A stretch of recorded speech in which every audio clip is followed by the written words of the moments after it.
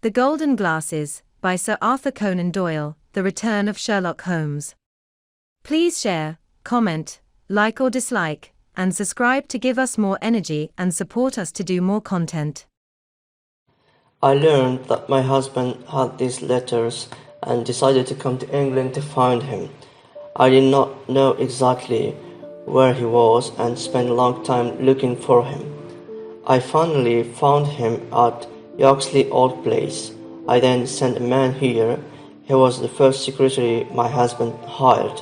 He learned where the letters were and the key also.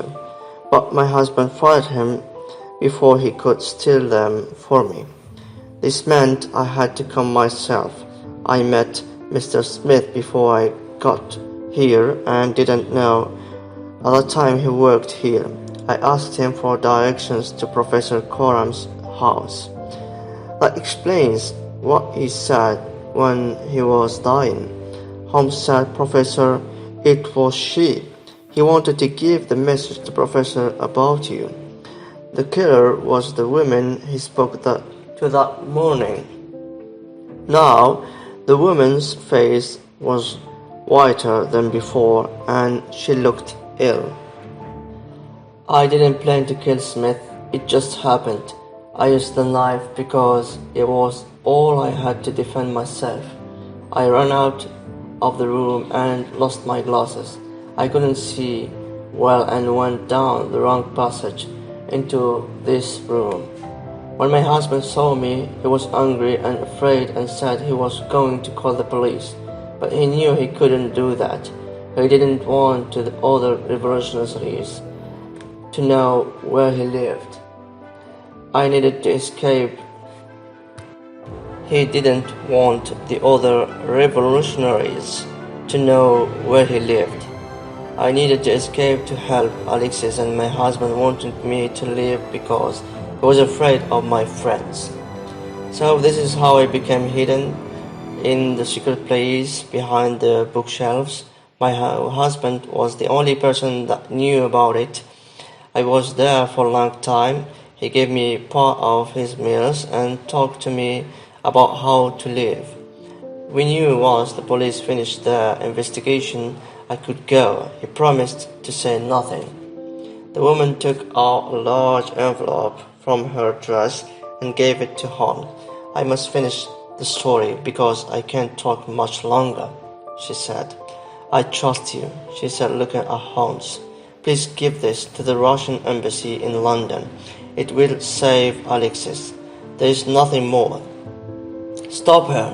Holmes cried, and she fell to the floor. A small bottle fell out of her hand. "It is too late," she said. "I took the poison before I came out of the secret place.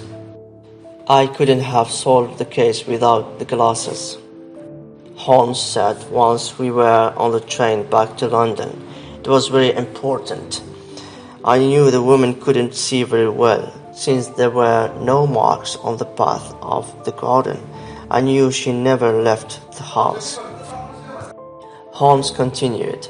Since the two passages were almost the same and it was her first time in the house, she went the wrong way.